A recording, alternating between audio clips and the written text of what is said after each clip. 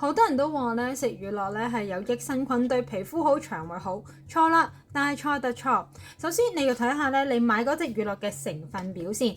喺市面上有非常之多嘅乳酪咧，為咗好食咧就加大量嘅糖。咁所以喺我自己咧揀乳酪嘅時候咧，我就會揀一啲咧冇添加糖嘅乳酪嘅，因為我哋眾所周知，糖分就係我哋身體嘅發炎元兇。當你一邊搽緊藥膏咧，一邊咧就餵緊一啲咧糖去俾我哋身體嘅細菌嘅時候，你個濕疹咧又點會好呢？再加上全脂牛奶嘅乳酪咧，佢嘅飽和脂肪好高啊，唔單止咧會有機會令到你血管栓塞嘅情況啦，更加會令到我哋身體咧嘅發炎指數咧係會升高嘅。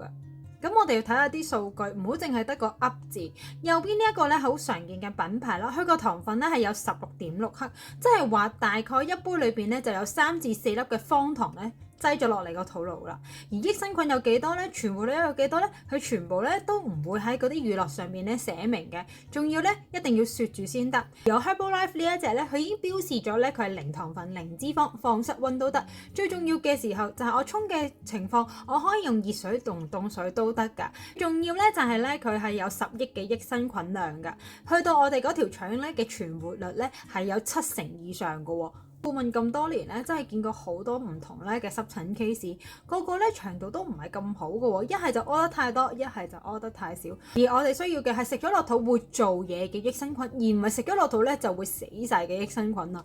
而康寶萊呢一隻咧就係用咗一個叫做芽孢乳酸桿菌，佢出邊咧有個殼咧去保護佢啦，令到佢可以耐熱同埋耐酸，入到去我哋嘅腸道裏邊咧先會開始爆發去工作。所以點解佢喺我哋嘅腸道嘅存活率咧係可以有70%左右㗎？咁幫我哋平衡免疫系統之外咧，佢對我哋個腸道健康咧都係非常之重要啊！咁樣先可以真真正正由內而外咁樣協助我哋身體去消炎嘅。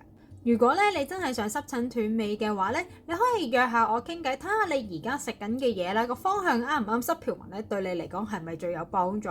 如果你認為我呢條短片對你有幫助嘅話，麻煩你幫我 save 低佢同埋 share 俾身邊你有需要嘅朋友啦。我哋下一條短片再見啦，拜拜。